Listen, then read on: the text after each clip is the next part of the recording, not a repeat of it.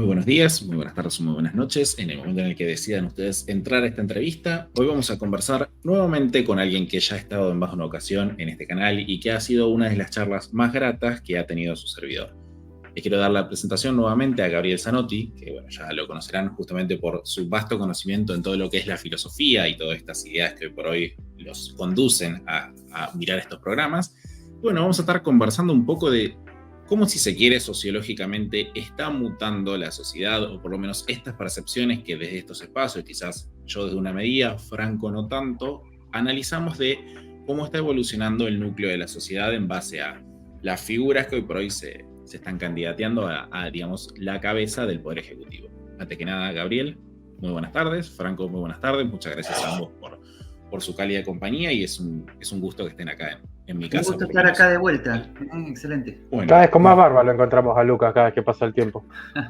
No es cierto, igual me fui cortando. Bueno, le voy a plantear un poco lo que yo veo, a ver si por lo menos usted coincide conmigo o sí, cómo está viendo justamente todo lo que es el fenómeno electoral. Mi mayor temor y el por el cual hoy yo particularmente llamo a, si se quiere, no creer nuevamente en la figura de Javier Milei, que hoy por hoy es lo que ha tomado gran relevancia, es porque considero que sociológicamente Argentina pasa de deslegitimar en gran medida lo que es la autoridad estatal a volver a creer en un estadista, volver a creer en la política institucional como herramienta de transformación, lo que daría en cuenta de que retomaríamos justamente a un Estado legítimo, más garante de ciertos derechos, se podría decir digamos de manera hasta hipotética, en la población, y lo que generaría en que hoy por hoy la gente, en búsqueda de ese estadista, estaría de vuelta volviendo a confiar en medios ilegítimos para cambiar su realidad. ¿Qué quiere decir? Que, dado los acontecimientos, dado,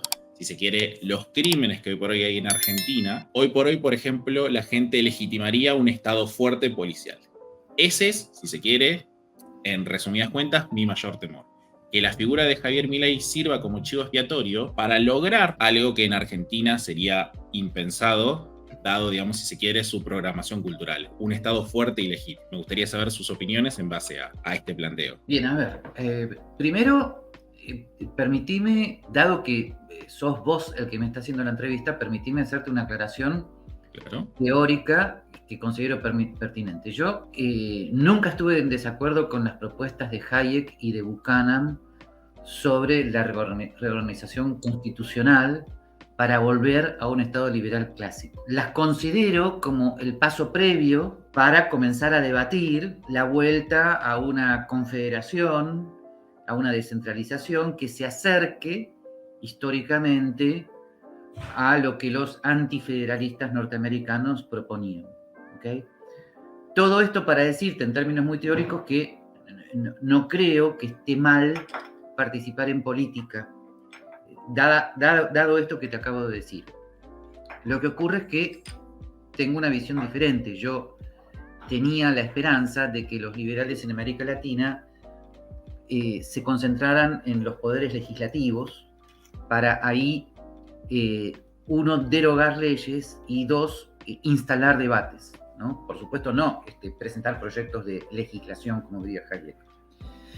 Y creo que conoces mis artículos en contra de lo que yo llamé la obsesión por el poder ejecutivo. Y, por lo tanto, ahora yendo a un tema más práctico, sí, la Argentina es uno de los países que tiene mayor obsesión por el poder ejecutivo, es un país muy, muy verticalista, muy autoritario culturalmente, hay un gen cultural autoritario, y eso se transmite a todos nosotros. Aunque hayamos tenido lecturas liberales o libertarias, sin embargo, la tentación de llegar a un poder ejecutivo y desde ahí hacer la reforma, sin tener en cuenta tradiciones anteriores o prudencia política o lo que fuere, bueno, es una tentación muy grande, ¿no? Vos tocaste un tema muy delicado. Los fenómenos de inseguridad son una parte de la anomia institucional que sí generan tentaciones de poder ejecutivo fuertes, bueno, como el caso Bukele en El Salvador. Ahora, yo no creo que Milei termine en lo mismo. Creo sí que puede llegar a ponerse relativamente nervioso con un Congreso en contra, con las corporaciones en contra. La Argentina es un país corporativista de hecho, aunque tenga una constitución federal o republicana de derecho. Es un país casi ingobernable, ¿no? Pero si vas a llegar al Poder Ejecutivo, hay que tener en cuenta que, bueno, a ver, o no sos candidato, o si sos candidato y tenés posibilidades de llegar, vas a necesitar instancias de negociación, ¿no? Pero este temor que estoy teniendo yo lo están teniendo muchos. Si querés más por lo bajo, porque lamentablemente estamos en una situación delicada, hay muchos amigos tratando de sacar el proyecto de Javier Milei adelante.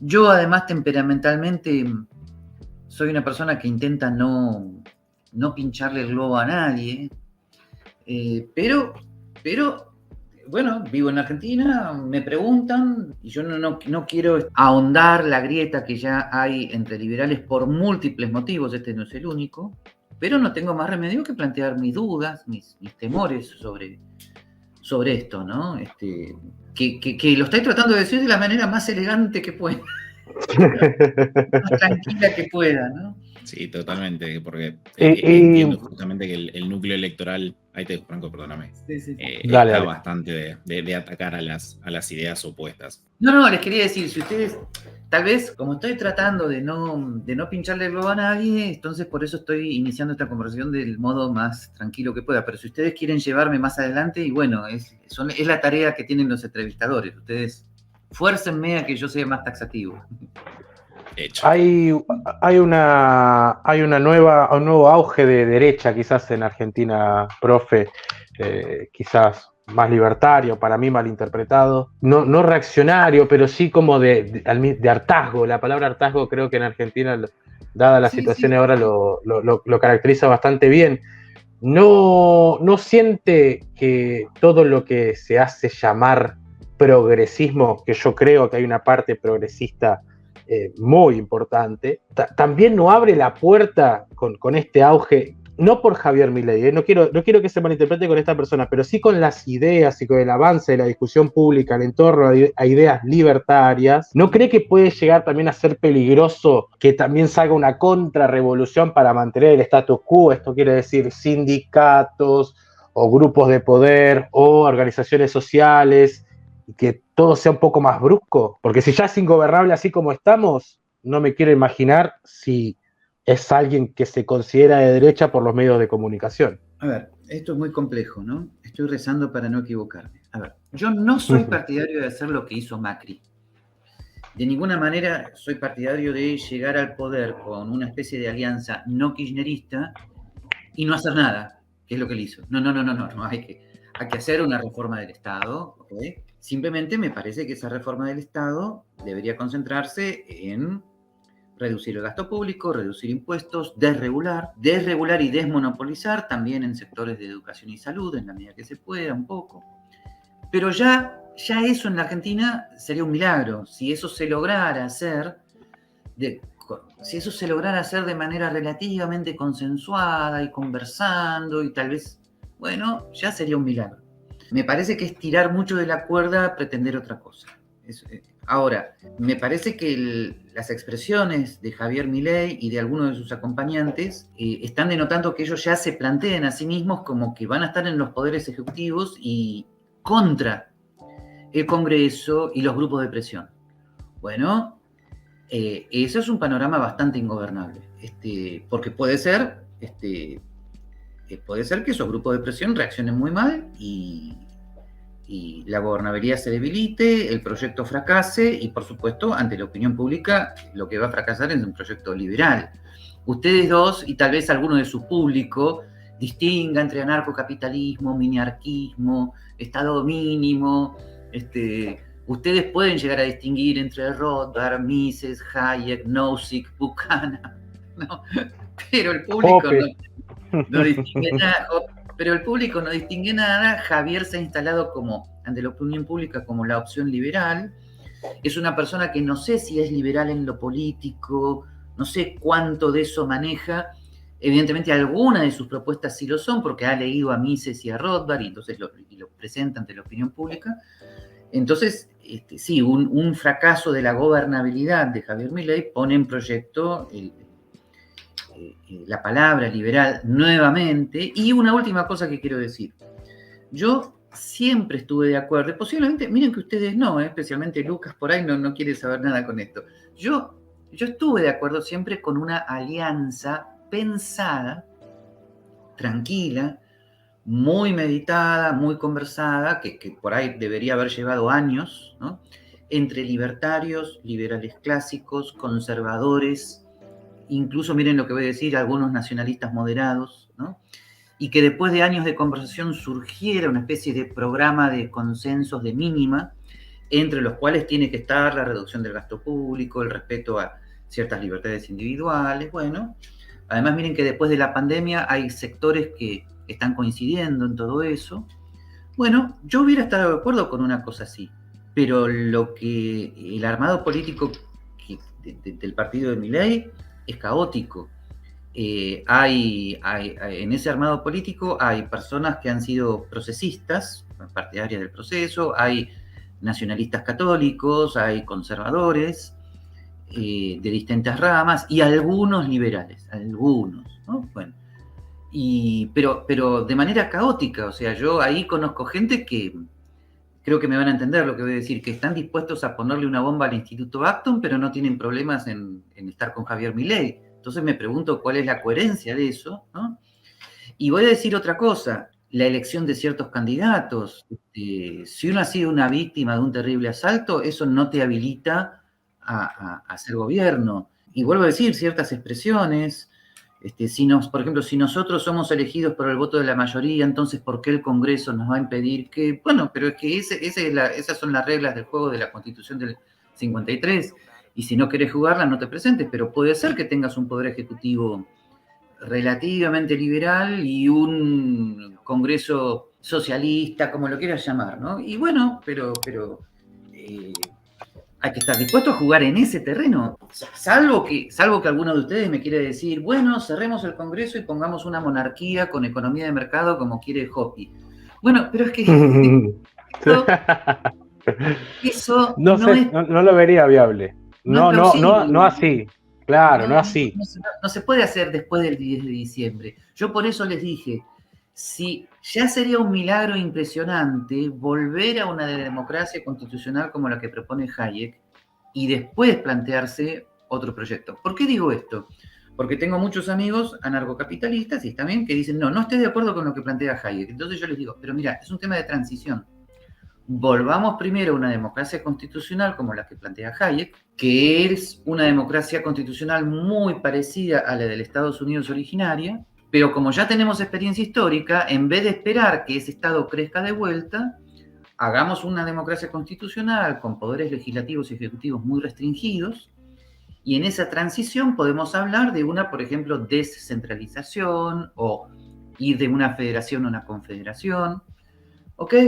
Pero pasar de golpe, ¿no?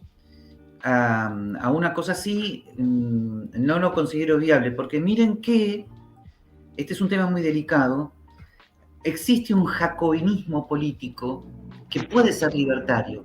El jacobinismo político es la revolución. La revolución siempre es violenta, porque la violencia no consiste solamente en las armas físicas, sino en plantarse de frente contra ciertas tradiciones existentes, ¿no? Voy a dar un ejemplo tonto, luego un ejemplo no tan tonto, y luego ustedes síganme preguntando. Yo, dado que soy trato de manejar ejemplos tontos porque son didácticos y calman las aguas. Vamos a suponer que en la Argentina hubiera una costumbre de todos los domingos al mediodía, todos vamos a comer un asadito a la Plaza de Mayo, ¿no? Bueno, un libertario diría, y vamos a suponer que esa costumbre existiera hace 150 años.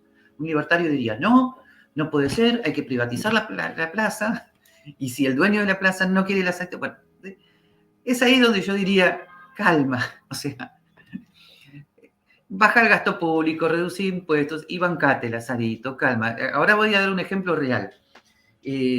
Las procesiones en Semana Santa en Sevilla o en la ciudad de Guatemala o en Guatemala la Antigua, ¿no?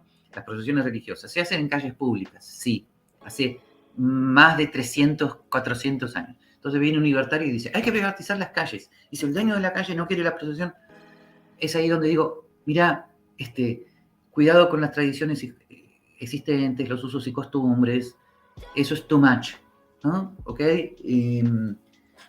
Sé que es muy delicado lo que estoy diciendo, es un tema de tolerancia del mal mayor, mal menor, prudencia política. Yo creo que la discusión, por ejemplo, sobre todo de la cuestión de la tradición, de la cultura propia de la gente que compone, si se quiere, un territorio, es irrelevante quejarse. Sobre todo siendo uno de barrio, como es en nuestro caso, que vivimos pegados, digamos, hacia ellos, hacia esas tradiciones que por ahí se hicieron parte de la propia cultura. Pero quiero volver al punto, Sí. y justamente lo tenía anotado por el tema del propio proyecto liberal y el daño que se le puede hacer a la palabra. Mi punto es, si Javier Milei llega a tomar la cabeza del Poder Ejecutivo, Sí. ya de por sí va a dañar la palabra, y la defensa acérrima de la libertad negativa, del derecho natural, si se quiere, el axioma de la acción que tratamos de defender de estos lados, se va a ver destruido intertemporalmente, sea cual sea la ecuación. Porque supongamos que le llega a ir bien, lo cual ese es el escenario difícil, conociendo justamente cómo funciona el poder político argentino. Ya hoy Massa, y sobre todo con este último anuncio, y ya cómo venía actuando previamente, le va a dejar una bomba que claramente en el momento en el que termine de explotar, el chivo expiatorio va a ser Javier Milei, lo que va a implicar liberalismo igual malo. Ahora, si le llega a ir mal y llega justamente a empeorar las variables, pero no justamente por maldad, si se quiere, como se puede llegar a pasar hoy, va a implicar de que para los medios, para la opinión pública, liberalismo igual malo. ¿Qué quiero decir? Que en ambos escenarios yo veo que las ideas más, digamos, puras, de las que defendemos y de las cuales hacemos ecos, se van a ver perjudicadas intertemporalmente y vamos a tener que esperar mucho tiempo nuevamente para poder volver a conversar con tranquilidad respecto a esto. Esta es mi opinión y ahí le dejo la palabra. A ver, sí. Primero, en Argentina, hay dos grandes episodios donde la palabra liberalismo quedó mal.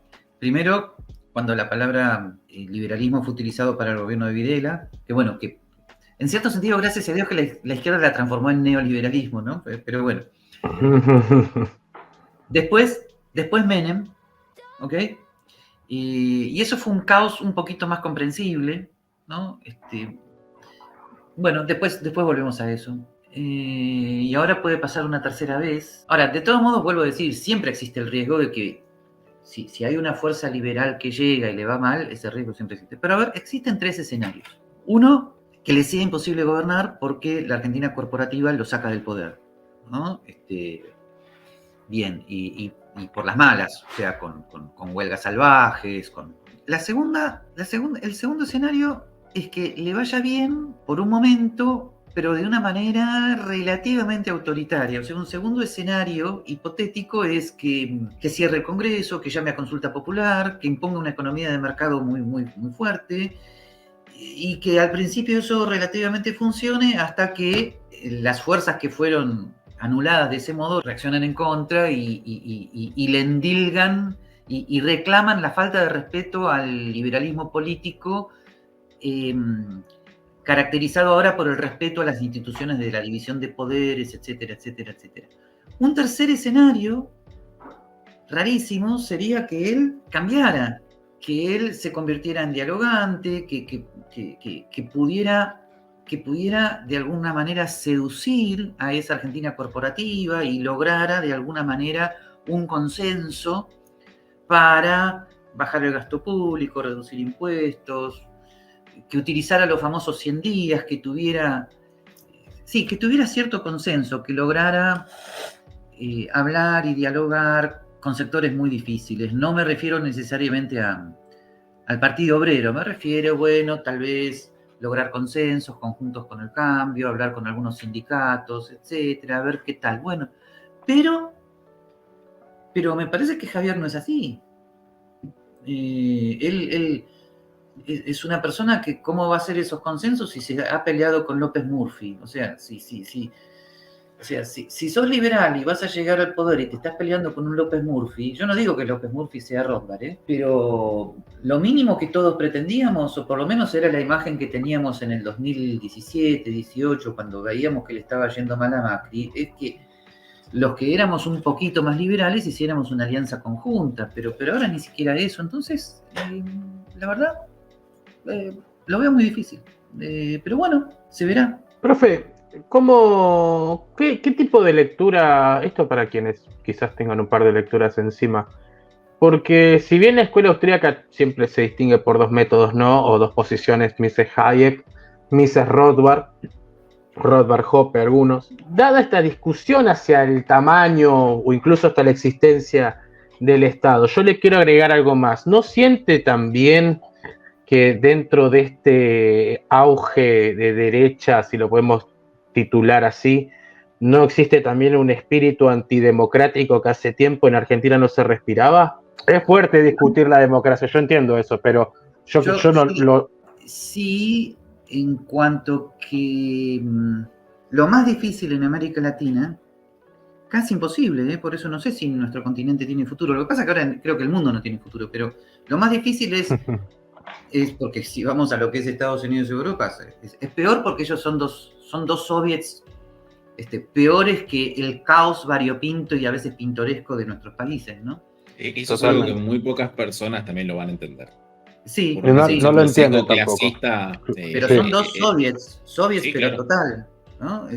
Bueno, ahora volver a una democracia constitucional o a una república constitucional, ya sé que no es lo mismo, es muy difícil porque, vuelvo a decir, hay que meterse dentro de un sistema bastante débil. Yo por eso siempre señalaba mejor ir hacia los poderes legislativos y desde ahí instalar debates. Bueno, o sea, la izquierda por supuesto que es antidemocrática, eso desde luego, no quiere saber nada con el voto contrario ni con el disidente, eso ya lo sabemos. Y los liberales, a ver, vamos a hablar con sencillez, los que han leído a Mises, a Hayek y a Rothbard, que ya sé que no son lo mismo, pero en América Latina, me incluyo con un plural majestático, con un plural humilde, no sé cómo llamarlo, nos ponemos nerviosos. En América Latina nos ponemos nerviosos porque reintroducirse lentamente en los mecanismos de la democracia constitucional toma mucho tiempo y tenemos la tentación de evitar esos caminos, ¿no? Bueno, entonces sí, ese peligro está. Lo que ocurre es que no hay que interpretar lo que estoy diciendo como una concesión a las mayorías. Lo que estoy diciendo es el cuidado de que una vuelta hacia cierta economía de mercado y hacia cierto liberalismo clásico y respeto a las libertades individuales, sea dentro de ciertas instituciones. Ahora, tal vez yo estoy muy condicionado por la situación argentina. La Argentina tiene una circunstancia particular. Es un país corporativista de hecho, pero legalmente, si bien no se cumple, su estructura formal es la Constitución del 53. Entonces, y que me parece que es una constitución respetable para un liberal clásico, o sea, un lugar en el cual yo me puedo montar para llegar al poder legítimamente. Vuelvo a decir, aún en el caso de que desde el anarcocapitalismo se me diga que ese poder es ilegítimo, yo diría, no estoy tan seguro, como política de transición no es ilegítimo. Como política de transición hacia una confederación más anarcocapitalista, la Constitución del 53 no la veo como ilegítima. En última instancia, esto entra dentro de un tema muy delicado que es la historia del liberalismo político como evolución del límite al poder. O sea, por ejemplo, John Locke no era anarcocapitalista, pero ¿qué estaba haciendo? Estaba limitando el poder de la monarquía absoluta británica antes de la Revolución de 1688. Entonces el liberalismo siempre tiende a limitar el poder, evolutivamente, miren cómo lo digo, evolutivamente. Entonces, ahora tenemos que limitar el poder de vuelta. Ustedes me van a decir, hubo una gran oportunidad perdida cuando los Estados Unidos, en vez de organizarse como confederación, se organizaron como federación. Bueno, ok, hemos aprendido de la historia algo y por eso digo, en Argentina existe la posibilidad de utilizar el piso jurídico de la Constitución del 53. Perdón, se me rompió la silla. No es necesario que lo saquen cuando editen esto, pónganlo como una cosa cómica. Déjenlo que la gente se va a reír. Así que por eso mi preocupación sobre este tema. Llegar al Poder Ejecutivo y tener la tentación de gobernar por consulta popular o por decreto de necesidad de urgencia o pasarse por arriba al Congreso o lo que fuere, es en Ya sí lo hizo mismo, Castillo, profe. No se olvide encima. pero lo que quiero decir es que eso es en sí mismo contrario a un liberalismo político evolutivo. Yo sé que en esto podemos no concordar. Yo soy partidario de la evolución de las instituciones. No niego el derecho a la resistencia en determinados momentos, pero el derecho a la resistencia no es una salida política, es una salida momentánea. Bueno, si entra un ladrón a tu casa, ejerces derecho a la resistencia.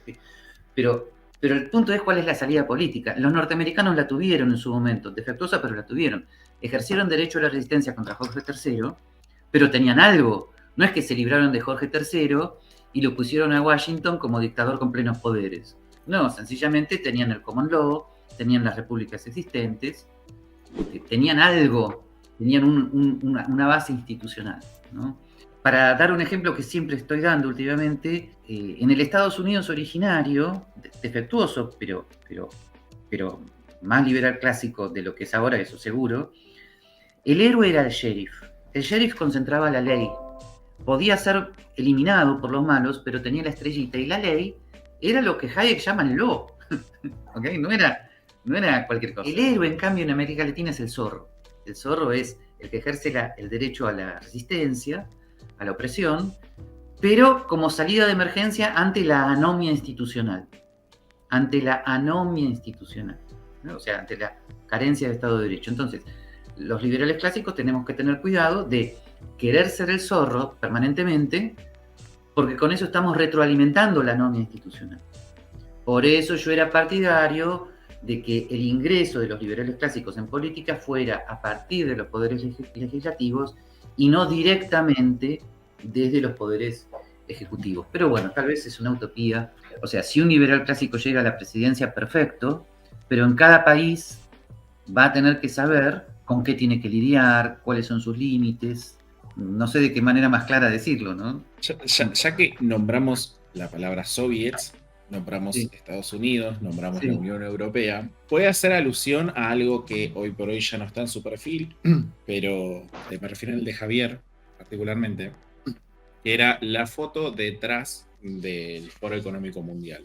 Hoy por hoy, si se quiere, como ya me conoce a mí ideológicamente, gran parte de mi temor es todo lo que plantean estas agendas, todo lo que plantean justamente estos organismos supraestatales, el Council of Foreign Nations, el Foro de Davos, la Agenda 2030 per se, esta limitación constante a través de la tecnocracia de la libertad. ¿Podría ser un foco de resistencia, Javier? ¿O dadas las conexiones, podría ser para usted, quizás es una pregunta un poco más difícil de responder, pero inclusive hasta se podría decir algo cómplice con todo lo que sucede hoy por hoy a nivel geopolítico global? Miren, tal vez me falte información. Me parece que Javier, precisamente por lo que le ha llegado de Rothbard, puede llegar intuitivamente a reaccionar contra ciertas agendas de 2030. Javier no va a estar de acuerdo con el control estatal del clima, con el control estatal de educación y salud.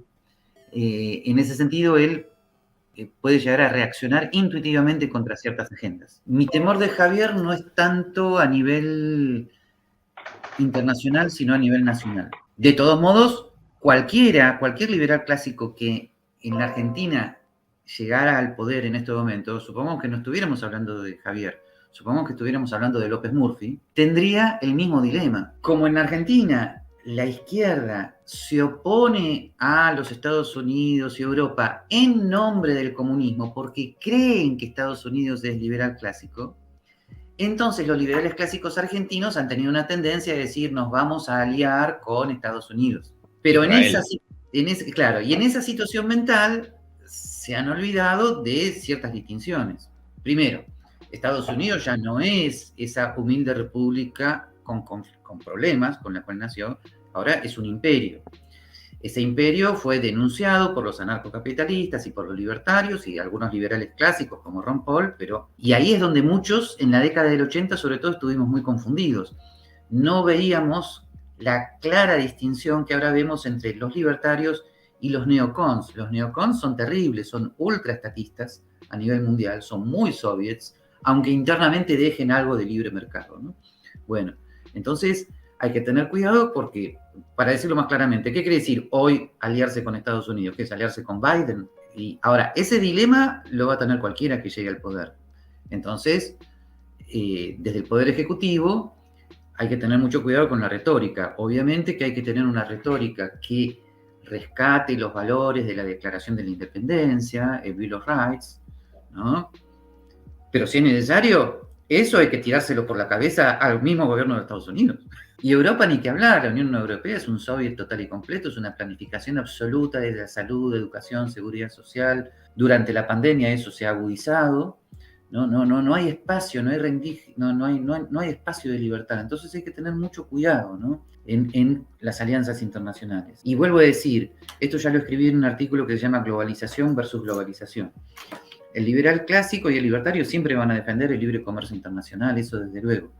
Pero gran parte de la globalización de la que se habla actual es la globalización de los acuerdos de estados y estados, del estatismo, ¿no? Pero la globalismo. Verdad, ¿cómo? Globalismo, me gusta hacer la diferenciación. Un globalismo que quiere decir el gobierno mundial de las Naciones Unidas, y un gobierno mundial severo y estatista, y muy controlador, y muy persecutor, y con niveles de persecución muy graves. Y por favor, no me quiero poner en tremendista, pero un día te suspenden el efectivo, te vigilan la tarjeta de crédito, llegás a decir, no me gusta que el gobierno, no me gusta el plan de la ONU para que comamos insectos, y te cancelaron la cuenta. No, o sea, puede ser muy grave lo que va a llegar. Puede ser muy grave, y entonces, vuelvo a decir, cualquiera que llegue al poder ahora tiene este dilema, y es difícil para cualquiera. Va a ser difícil para Javier. Simplemente a mí me parece que en el caso de Larreta y Bullrich están relativamente despreocupados por esto o ignorantes de esto. Larreta en el propio gobierno de la ciudad dio muestras de que no tenía ningún problema en dar el visto bueno a cualquier cosa que le bajaran las Naciones Unidas, ¿no? Entonces, y Bullrich no creo que esta distinción la maneje. Entonces, ese es un problema grave que tenemos hoy, y bueno, listo, es un problema grave, más no sé qué decir. Me hago cargo de esto y le dejo la siguiente pregunta a Franco, pero parte de lo de Larreta y Patricia, para mí siendo parte, directamente por sus planes de gobierno, ciudades de 15 minutos, que eran muy, muy similares a justamente todos los planteos propios desde el comando de Bruselas en adelante. Bueno, España tiene, si no es la agenda más avanzada en habla hispana, pegan el palo. Es que sí. Déjame hacer una cosita muy cortita. Sí, Inclusive el faro de la libertad, pero Israel, que los liberales en Argentina lo tienen como el ápice de la libertad, literalmente es básicamente la implementación de todas estas cosas también. Simplemente hay que tener en cuenta, simplemente en esos casos lo que pasa es que hay que decir la diferencia. Una cosa es la democracia constitucional israelí, y otra cosa son los gobiernos israelíes, que pueden ser tal gobierno como cualquier otro, ¿no? Que es la misma diferencia que mantener con Estados Unidos. O sea, uno puede seguir manteniendo los ideales de la Declaración de Independencia, del Bill of Rights, pero de ahí a confundir ese espíritu con Joe Biden, hay una gran distancia. Así que yo simplemente mantendría a nivel internacional el ideal de que Israel volviera a ser un faro de la democracia constitucional en el medio de Medio Oriente, pero eso no quiere decir hacer la vista gorda frente a los gobiernos concretos que tenga el Estado de Israel. Pero en ese sentido hay que tener las distinciones muy claras, asesorarse muy bien. O sea, nunca la situación internacional fue tan delicada como ahora. Nunca, borren la palabra nunca. Estamos en una de las situaciones internacionales más difíciles porque la típica situación geopolítica de los 80 se acabó. Era muy fácil, pero también muy peligroso en los 80 ponerse el casco junto con Ronald Reagan frente a la Unión Soviética. El panorama de los buenos y los malos era más claro, si bien vuelvo a decir que el apoyo a Ronald Reagan tuvo para con nosotros, los liberales clásicos, el peligro de que no distinguimos entre neocons y libertarios. ¿Okay? Bueno, pero aún así era un panorama internacional más fácil. Ahora, en cambio, es Naciones Unidas contra libertades individuales. Y atención que en este panorama hay un tercer factor delicado. Hay algunos nacionalistas no liberales que están en contra de la Agenda 2030 y de las Naciones Unidas. Bien. Y entonces eso también genera un problema. ¿Por qué? Porque vienen las alianzas circunstanciales. A ver, ¿por qué estás en contra de lo que las Naciones Unidas dice en materia de educación? Algunos dicen, ¿por qué eso atenta contra las tradiciones de mi nación? Bueno, nosotros decimos, ¿por qué eso atenta contra la libertad de enseñanza? Es una distinción importante. Ahora, ¿podemos hacer alianzas circunstanciales? Bueno, sí, pero de vuelta, ¿ven? Hay que tener mucho cuidado. Entonces, estamos en un mundo donde por un lado tenés, ¿no?, el estatismo de las Naciones Unidas, por el otro lado tenés a los libertarios y los liberales clásicos ahí medio mal parados haciendo equilibrio, y a los movimientos ultranacionalistas que se oponen a la Agenda 2030, ¿no? Por eso es tan difícil, por ejemplo, identificar quiénes son los que apoyan, por ejemplo, a Donald Trump, ¿no? En su segmento de votantes, quiénes lo apoyan y por qué, ¿no? Así que la verdad, la circunstancia actual es muy, muy delicado y falta claridad de ideas, falta liderazgo, ¿no? Y bueno, ¿qué le vamos a hacer, gente? Lo voy a decir yo. Estamos bastante jodidos. Nosotros claro. Estamos haciendo lo único que podemos hacer, que es este humilde canal y hablar y listo, y hacer tomar conciencia. Y yo escribo mi blog y ustedes hacen esto, pero bueno, la historia no está prefijada, hay momentos en la historia humana más terribles que otros. Yo la verdad, puede ser muy ingenuo, pero yo en la Alemania de 1946-47 me hubiera sentido más esperanzado. Era una época de reconstrucción, si se quiere.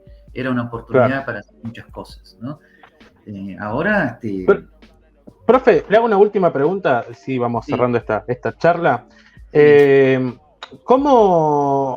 consejo le daría a usted a un liberal clásico que recién, gracias a Milei, está conociendo las ideas? Y una vez que llegue, ¿cómo evitar la estatolatría a la que se refería Mises, en darles como características mágicas al Estado, como también para tener algo de defensa filosófica? Porque si bien muchas argumentaciones yo siento que son más eslogan políticos, más defensa del ámbito político, yo siento que desde la filosofía liberal todavía seguimos bastante verdes. Si bien particularmente veo un despertar en mucha gente que ya ha leído a Hayek, ha leído a Mises, ha leído a Menger, von Bauer, hasta el mismo Rothbard. ¿Qué consejo le podría dar usted para que justamente no caiga en esta idea institucionalista extrema, ¿no? Más que un consejo, yo estoy acostumbrado a enseñar qué es el liberalismo clásico como respeto a la libertad de expresión y como una terrible advertencia contra cualquier personalismo, ¿no? Yo todos los años tengo cursos de chicos que tienen 18 años y de vez en cuando me invitan a dar una charla frente a chicos muy jóvenes y con verdadera pasión les advierto contra el culto a las personas y les doy ejemplos y les muestro, ¿no? Y me parece que es todo lo que puedo hacer porque, por un lado, vuelvo a decir, no quiero desilusionar a nadie, no quiero pinchar el globo a nadie, pero los chicos, por lo menos los que no tienen el cerebro destruido por el Paco, los chicos se dan cuenta. Cada vez que yo empiezo con ese tipo de discursos, cada vez que yo digo, hagan preguntas, sean rebeldes, no aplaudan, no vitoreen, no me aplaudan a mí, piensen lo que estoy diciendo. Cada vez que empiezo con eso y empiezo, de repente me parece que se dan cuenta, ¿no? Y si alguno ya está en algún movimiento donde sea quien fuere, se habla del gran líder y lo que el líder dijo y lo que el líder deja de decir, y si el líder se pone corbata y si el líder se peina con gomina y empiezan, ya se dan cuenta de lo que les estoy diciendo. ¿Está? Y es lo mejor que puedo hacer en este momento. Distinguirles entre un estadista y un líder autoritario. Los ejemplos son muy difíciles, pero claro que a veces cierto liderazgo es inevitable, pero es el liderazgo de la autoridad moral. Se da pocas veces en la historia, pero cuando se da, no es el autoritarismo, ¿no? Nada que ver. Porque el autoritarismo no se instala con las armas físicas, se instala con la manipulación de la mente, a través de actos lingüísticos manipuladores de la inteligencia, a través de actos lingüísticos que producen la alienación psíquica de las personas. Y yo insisto mucho con esto. En lo que el autor austríaco hizo eso, justamente. El autor austríaco, el pintor austríaco. Allá en los años, para no mencionarlo, ¿viste? Claro, ¿vio? Mejor, perdón. Claro que lo hizo muy bien. Entonces, el totalitarismo comienza con el lenguaje. Hay que tener mucho cuidado. Así que sí, yo más que consejo, yo haría eso. Les insistiría denodadamente en qué significa un liberalismo lingüístico, un respeto al otro en el lenguaje, un exhortar al otro a que discuta, a que no te siga emocionalmente. Yo insistiría con eso, ¿no? Gabriel, como siempre, es un placer. Sobre todo me gusta porque tenemos bastantes puntos en desacuerdo que me gusta tratar de compartirlos y mostrar justamente ese espíritu del cual justamente se está hablando. Porque a pesar de las diferencias claras y marcadas, que quizás yo soy un poco más reaccionario, dada la situación coyuntural, Gabriel no. Recién Gabriel ahora. tiene una... Sí, bueno, es verdad, pero a veces está bueno, de hecho, no a veces, siempre está bueno sentarse a hablar y conversar con personas que quizás tienen una visión similar, parecida, pero diferentes en muchos aspectos. Y me parece que esta vocación del diálogo, del debate y de la conversación es algo que hoy por hoy hace siempre falta y es algo que se carece básicamente en la sociedad actual. Así que bueno, como siempre... Es que podremos cerrar el tema diciéndote, a veces es una cuestión temperamental. Yo soy una persona que tolera muchas cosas, que escucho, que alguien me dice la luna es de queso y yo le digo qué interesante. Es una cuestión temperamental. Tal vez me equivoque, pero... ¿Podríamos hablar de un Zanotti estoico? En cuanto a que me he bancado millones de cosas en mi vida, eso seguro. Pero lo último que te quería decir es esto. Cuando llega el momento en que hay que pasar de sociedades jovesianas a sociedades lockeanas, cuando hay que pasar de la guerra al libre comercio, es necesario entrar en esa tesitura, ¿no? Entrar en el diálogo. Sé que lo difícil es antes, pero necesitamos tolerarnos un poquito más, o de lo contrario la guerra no se acaba nunca. Bueno, en fin. Dios dirá. Le agradezco como siempre, Gabriel. Es un enorme placer y honor que pueda pasar acá por mi espacio, por mi casa, y bueno, agradecido a ambos por su tiempo. Así que nada, hoy por hoy doy por terminado, y bueno, muchas gracias a todas las personas que se quedaron escuchando esta charla desde el otro lado. Nos vemos en la próxima entrevista, en tu próximo programa. Nos vemos. Chao, chao.